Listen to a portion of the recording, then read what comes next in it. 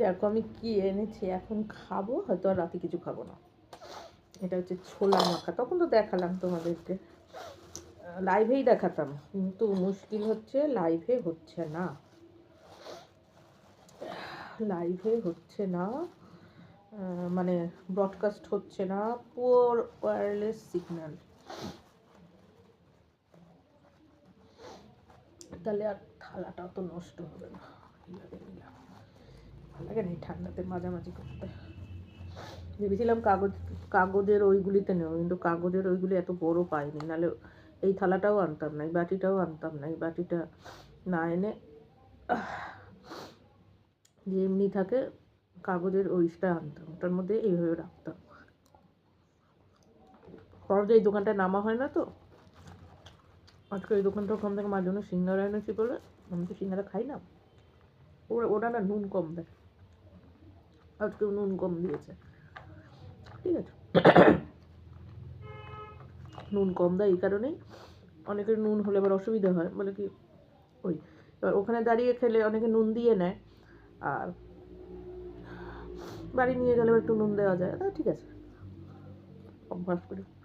কোনো নুন কম, মিষ্টি মিষ্টি লাগে, খেতে গিয়ে আনতে ইচ্ছে করছে না নুনটা, কিন্তু খুব সুন্দর মাখে, 10 টাকার একটা খেলে না পেট ভরে যায়। খেলে কি আর খাবো রাতে কিছু, 9টাই তো বাজে এখন। কি ঠান্ডা লেগেছে আমার, শীতে এত ঠান্ডা লাগলো না, এই যে কনকনে শীতটা গেল, এখন যেন ঠান্ডাটা লাগছে।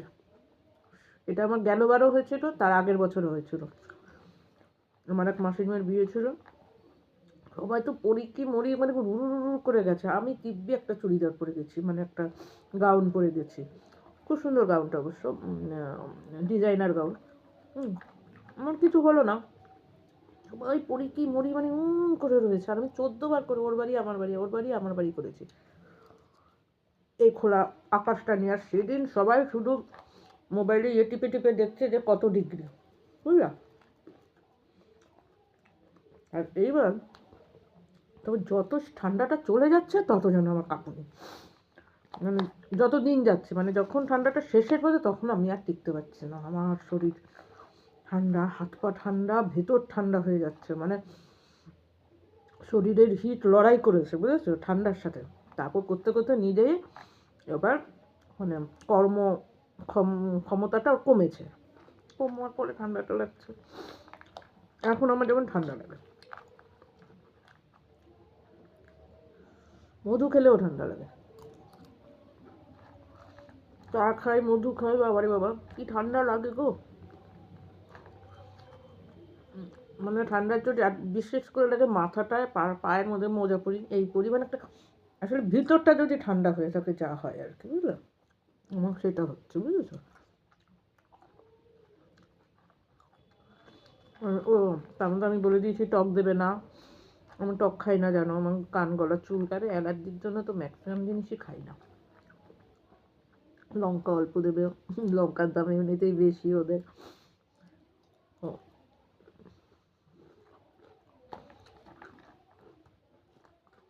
কি জানি একটা কথায় কথায় হাসাহাসি হলো, আমি বললাম এটা কম দিলে হবে, বলছি এটা কম দেবো, তাহলে কি একটা বলছে, আমি বললাম না না আরে তোমার প্রফিটের জন্যই বললাম, এটা কম দাও, তাতে তো তোমারই প্রফিট। কি একটা জানি বললাম, ও কাগজের ঠোঙায় তো রাখতে পারেন, কাগজের ঠোঙায় হলে সুবিধা, বলছি হ্যাঁ, উনি আবার বলছে হ্যাঁ কাগজের ঠোঙা রাখবো, প্লাস্টিকের প্যাকেট না দিয়ে, অনেকে কমপ্লেন করছে, আর আমি যে আরে না না কমপ্লেন কেউই করবে না, প্লাস্টিকের ঠোঙায় সবাই যাবে, মানে হলে সুবিধা, কোনো না কিছু ফেলা যায়, এই যায় কাগজের ঠোঙা বলছে আপনার তো প্লাস্টিকের ঠোঙাগুলি শেষ হয়ে যাচ্ছে, আমি নিচ্ছি এইটুকুনি জিনিস, আপনি এত বড় একটা প্লাস্টিকের ঠোঙা দিচ্ছে, পলিপ্যাক দিচ্ছেন, তাহলে পলিপ্যাকগুলি তো আপনাকে বেশি দামে কিনতে হয়, কিন্তু সেই দামে তো কাগজের ঠোঙার দাম না, আমি যদি বলছি একটু কাগজের ঠোঙা রাখুন তাহলেও হবে, আমি নেবো যেটা অল্প জিনিস, হ্যাঁ আপনার ওরকম তো আপনার প্রফিটের জন্যই বলছি, আর পাশের দোকানদার হাসে বলে আরে তুই কাগজের ঠোঙা রাখলে যেই টাকা দিয়ে তুই প্লাস্টিকের ওই কিনবি, সেই টাকা দিয়ে কয়েক ডজন কাগজের ঠোঙা হয়ে যাবে, যে অল্প নেওয়া, বলে কি ও আচ্ছা তো বুঝতে পারছিল না।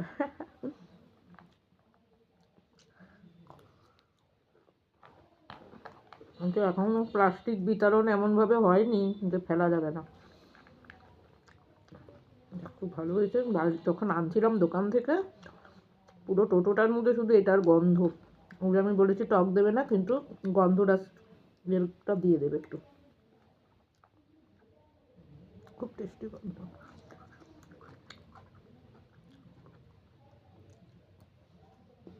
এটা খেলে সত্যিই আর কিছু খেতে লাগবে না। আমার হয়েও গেল বলতে পারো। তাহলে আমি সকাল থেকে কী খেলাম? সকালে উঠেছি আজকে অনেক দেরি করে। বললাম না আমার যত দিন যাচ্ছে আমার ঠান্ডাটা লাগছে।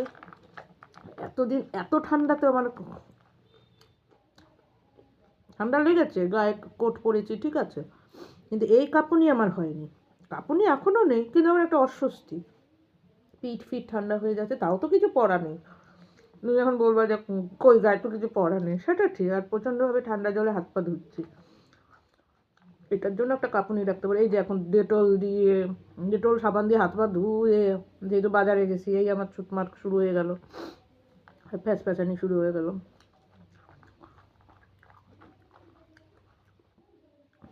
অটোও বলছিল ভীষণ ঠান্ডা লাগছে, যত রাত হবে পড়বে ঠান্ডাটা, আবার দিনের বেলা আকাশে রোদ আসবে।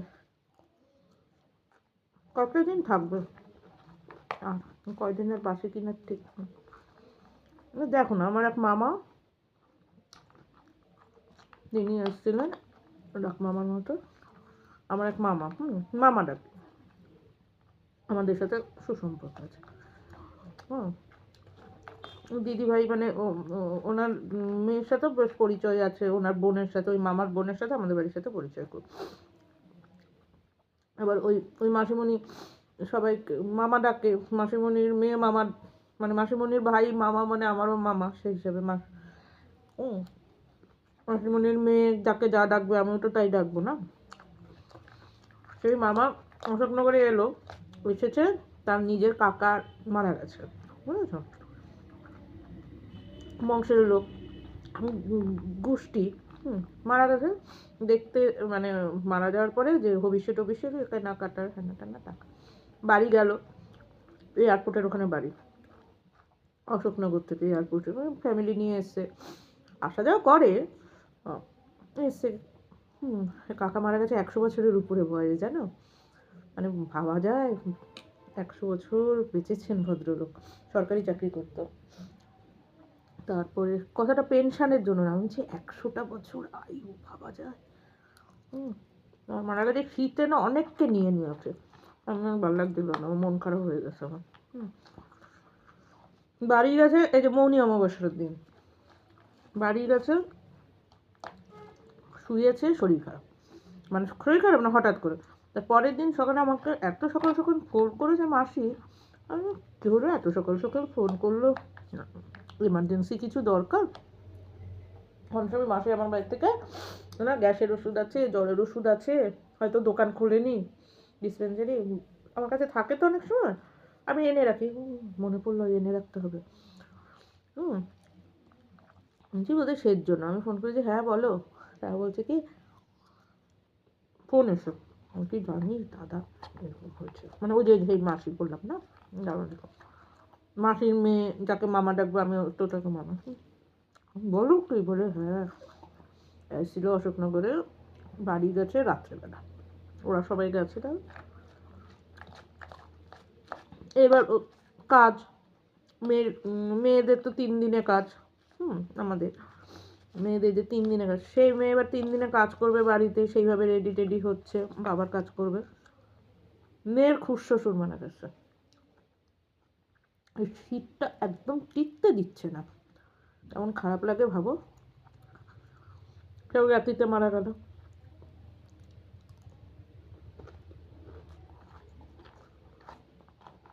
তাহলে কাজ কেমন করে হবে, বাবার কাজ উদ্ধার করবে, এবার ব্রাহ্মণ ভালো করে ডেকে সব শুনতে হবে, কারণ কাজ উদ্ধার করলেও তো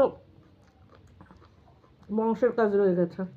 চিন্তা করতে পারো, অনেকে মারা গেছে এবার শীতে। ধরো আমি কখনোই বলবো না এটা খুব আনন্দের দিন,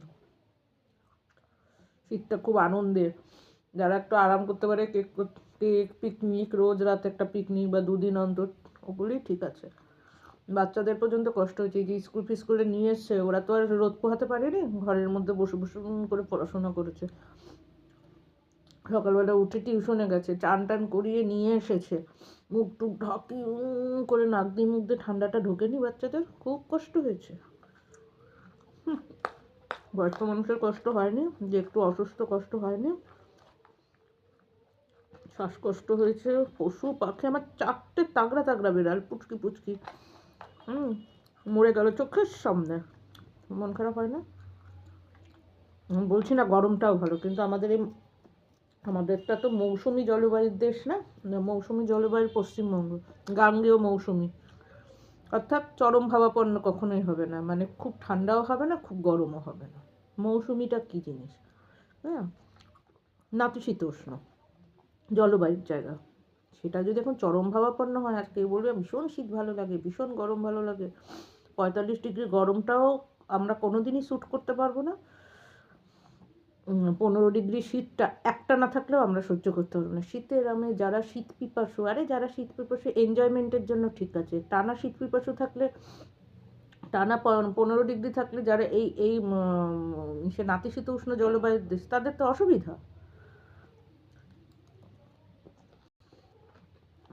টানা 15 ডিগ্রি বিদেশ বিভয়ে ঠিক আছে, তাদের কাছে ওটা হচ্ছে বসন্তকাল, কারণ ওদের সবসময় কম থাকে। যেসব দেশে সবসময় কম থাকে তাদের কাছে 15 ডিগ্রি মানে বিশাল আনন্দের। আমাদের তো না, না, আমাদের 20, 22, 26 ঠিক আছে, এর বেশি হলেও আমাদের সমস্যা, কম হলেও সমস্যা। কিন্তু এখন গাছ কাটার ফলে প্রকৃতির মা যেইভাবে বলে না, খোদার ওপর খোদগিরি করলে তার ফল কোনো শালা ঠিক করতে পারবে না, কোনো নেতা, মন্ত্রী, জজ, উগ্রপন্থী, ধর্মগুরু কেউ পারবে না। এই তো এখন বৃক্ষছেদন করে করে গাছ, পশু পাখির আর জায়গা নেই থাকার। ওরা ওদের মতো বন বাদারে ছিল, আর যখন এখন বাদর নিধন হবে, দেখবে কত ধরনের মহামারী এসে যাবে। কুকুর নিধন হচ্ছে, দেখো না কত ধরনের মহামারী হবে, আর প্রচুর জজ ফজ সব মারা যাবে। হ্যাঁ, ওর অভিশাপে, আরে কুকুরের অভিশাপ বাদ দিলাম, যখন ঘরের লোকের মারা যাবে না, প্রাকৃতিক ভারসাম্য নষ্ট হয়ে, তখন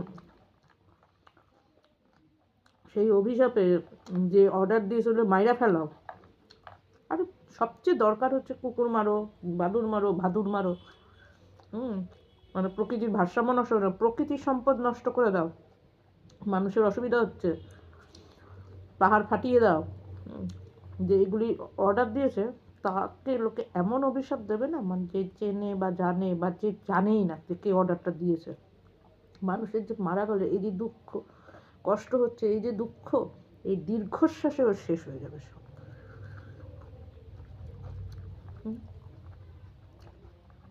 জনসংখ্যা কমায় না, অবৈধ অনুপ্রবেশকে তার দেশে পাঠাতে গেলে বলেন সারা বিশ্বই একটা দেশ, সারা বিশ্বই সবার বাসস্থান, তাই নাকি? তাহলে তুই তোর বাড়িতে নিয়ে রাখ না, তোর খাটে নিয়ে এসো, তোর সম্পত্তিটা, তোর আত্মীয় সম্পত্তিটা ওকে দিয়ে দে, তাহলে তো ও তোর আত্মীয় সম্পত্তির ভাগিদার, সেটা দে, বুঝলে? ওটা হচ্ছে ব্যাপার। রাখলে ভালোই খেলাম, আমি আর রাতে কিছু খাবো না।